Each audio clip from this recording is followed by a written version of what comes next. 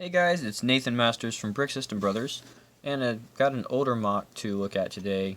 This is from back in the days before I was in high school, so having graduated college now, this is at least 8 years old. But, still holds up. I definitely started building more in the furniture and housing kind of side of things, like within city themes before I did vehicles. So at this point, when I had built this, I had a little more practice on that side of building Lego MOCs. So my vehicles from this era look a little more scrappy than some of my furniture and city-based builds, and that's what this one is. Just a little upright piano. Actually, in terms of minifig scale, it's pretty large. So here's, this is either Sam Sanister or the other bad guy, but he's going to help us out today for minifig scale. And side by side, it's quite a large piano. Even for an upright, those are usually about the same height as a person in real life. So just proportion wise, it's maybe a little out of it, but a lot of our Speed Champions cars are starting to get out of proportion of minifigs as well, so it's not a huge deal. Sit him down on the bench here, and it's pretty close. He's about where he needs to be to play the keys. Gotta have pretty long arms to hit the highs and the lows there on the range, but a 4-wide bench seems like maybe it should be a 6-wide bench to be about the right size. And then the pedal is also out of reach because he doesn't have knees, but that's okay. I think I was going for more of an accurate representation of an upright piano than a minifig scale instrument. And actually, if you start looking in Lego sets from the past couple of years, there are pianos and keyboards that are much more in scale with minifigs. They're not quite the same in terms of detail, but you have to do the trade-offs there. So smaller piano, less detail, maybe not quite as accurate.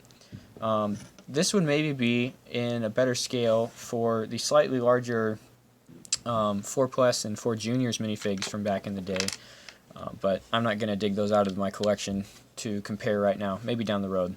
So yeah, basics of the piano here. It is, footprint is like 4x10 because I decided to go with an 1x8 tile for the white keys. To actually make the black keys, remember, 8 years ago we didn't have those fancy piano printed tiles, so it was kind of a make your own thing. There is probably a piece that's a little better suited with the clip hinges, but I had more of these at that time, so I used these 1x1 with the horizontal clip, or I guess it'd be a vertical clip for a vertical bar. But yeah, kind of obvious what these pieces are. You can see the 1x1 kind of tucked underneath that brown plate. And this is an example of an early custom sticker. I ended up putting some Scotch tape on a 1x4 white tile and just drawing some music notes, a music score right onto the Scotch tape. I've noticed as I've been taking apart some of my old custom stickers with the Scotch tape that it does leave kind of a residue, but it does come off with glue gun, so not the end of the world. And it's held up pretty well for 8 years, so not too shabby there. Some details on the back. I ended up working with these 1x1 round bricks. Now on the bottom, they're kind of centered up on these 1x2 jumpers. I wanted to have a little, I don't know what I was doing, but just a little interest. It's not a flat back. I wanted to add something in here. So maybe behind these is the soundboard. Inspiration for this actually came from the piano in our house, so it is kind of based on a real structural part of a piano. I just don't know if it's the same thing for uprights, but so centered these up on 1x2 jumpers, and then since these have a hollow stud on the top, they actually fit into the underside of a regular plate. So nothing special needed up there, just another set of dark tan plates across the top to kind of match the bottom one. And then behind that is some dark orange, kind of secondary wood paneling there. It continues around on both sides. So working with the colors here, our main reddish brown, you can actually see there's some of the old brown in here as well. I didn't really care back then, and it doesn't really bother me these days as much, but definitely noticeable where we have kind of the 2 tones of brown to represent the wood that this piano would be constructed of. The dark orange for maybe a slightly different kind of wood back in the recess, and dark tan on the back here, maybe a different structural component. Other colors, black and white for the keys, of course, and then just a hint of dark red underneath the pedals, maybe for that felt. After you let it go back up, there's usually a piece of felt down there so that it doesn't collide with the wood frame of the piano. You'll notice this one only has 2 pedals, which is another design feature that I kind of copied from pianos that I've seen.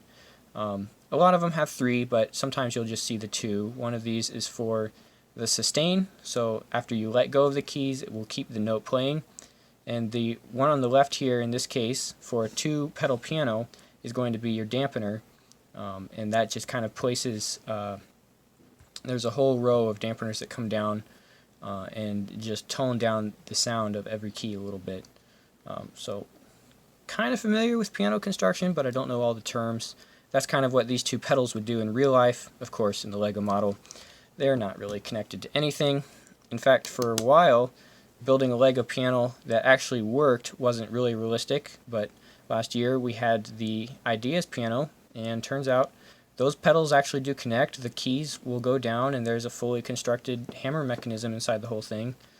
So that's pretty cool, but that is done at a much larger scale, and is based on the Ideas project, so probably not something Lego would have done on their own were it not for the Ideas submission.